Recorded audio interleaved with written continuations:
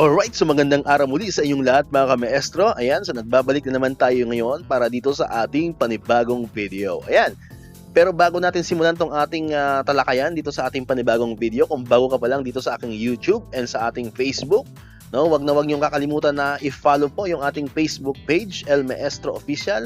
And syempre, ang ating namang YouTube ay El Maestro Sir Anton Official. Paki-follow and subscribe po yan para manonotify kayo, always updated kayo every time na may mga bago tayong upload na video katulad nito. Okay, so mayroon tayong good news ngayon mga ka-maestro kasi kakalabas lamang po itong balita, sariwang-sariwa pa ito, no? August 30, 2023, ang DBM po ay inaprubahan na ang paglikha ng 5,000 DepEd non-teaching position sa buong bansa. Ayan, so masaya po ito kasi malaking tulong po ito sa ating mga ka-maestro yan sa buong Pilipinas, lalo na po yung mga teachers na fully loaded na ay marami silang mga ancillary services, marami silang mga administrative tasks na ginagampanan sa kanilang mga school. So, dito po sa pag-create ng 5,000 DepEd non-teaching position, medyo mababawasan kahit papano yung trabaho ng isang teacher at makakapag-focus sila sa teaching learning process na siya naman talagang mandato sa atin, no, yung pagtuturo. Okay?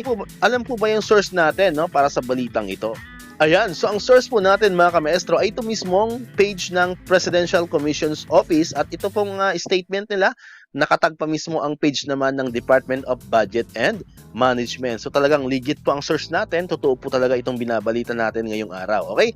So alamin po natin yung buong detalye niyan, basahin po natin yung naging pahayag ng Presidential Commission's Communication Office. Ayan, ito po. Upang makapagbigay ng sapat na manpower at masuportahan ang mga guro sa pagbibigay ng dekalidad na pagtuturo sa mga estudyante, inaprubahan na ni Department of Budget and Management DBM Secretary Amenah F. Pangandaman ang paglikha ng 5,000 non-teaching positions sa iba't ibang paaralan na pinangingisiwaan ng DepEd Philippines sa buong bansa. Under the leadership of our Vice President and concurrent DepEd Secretary Inday Sara Duterte, nag-release po ang DepEd ng roadmap na matatag agenda. Makikita doon pati ang mga kailangang tugunan natin in terms of buildings, teachers, facilities, etc.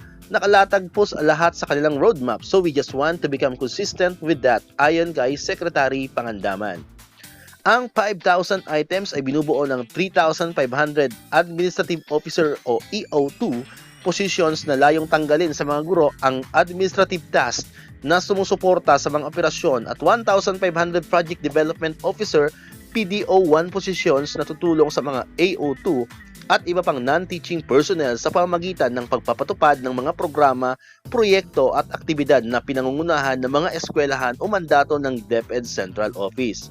Makakatanggap ang mga nasa AO2 at PDO1 positions ng basic salary na nagkakalagang 27,000 pesos o salary grade 11 based sa 4th tranche monthly salary schedule for civilian personnel of the national government.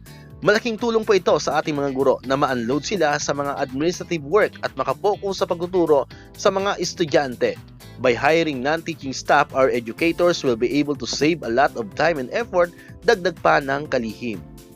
Ang mga inaprobahang item ay dideploy sa mga Schools Division Offices o SDO sa mga sumusunod na rehiyon: Cordillera Administrative Region o CAR, Caraga, National Capital Region o NCR, Regions 1, 2, 3, 4A, 4B, 5, 6, 7, 8, 9, 10, 11, and Region 12.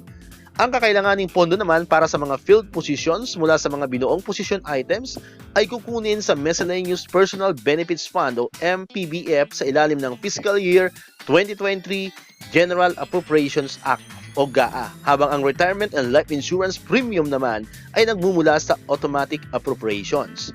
Matatandaan noong 2022 presidential campaign, nabanggit ng Pangulo na may mga guro na nagsasagawa ng mga gampanin na hindi ayon sa kanilang trabaho na nagreresulta naman sa pagkapagod at burnout na nakakaapekto sa kalidad ng kanilang pagtuturo.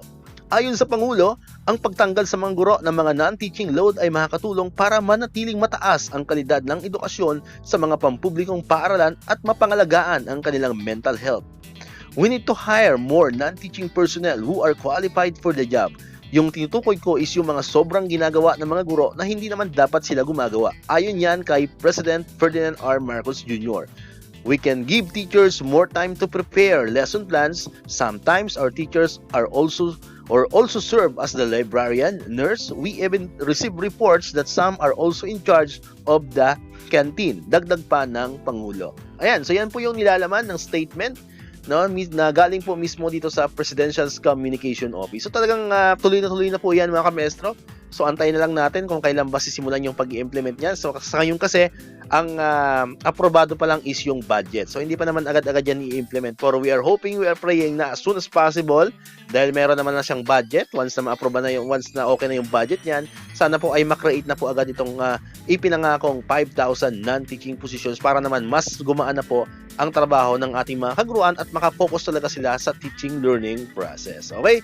So muli, kung nagustuhan nyo itong ating video mga kamaestro, huwag nyo kakalimutan na i-share sa inyong mga GC dyan, sa inyong mga kakilala mga teachers, no, para mas matuwa sila. And syempre, sabi ko kanina, kung hindi ka pa nakapag-follow and subscribe, no, huwag nyo kakalimutan ang ating Facebook page, El Maestro Official, at ang ating YouTube naman, El Maestro Sir Anton Official. Muli, maraming salamat sa iyong panunood at pakikinig. Once again, El Maestro, see you on my next vlog. Bye-bye!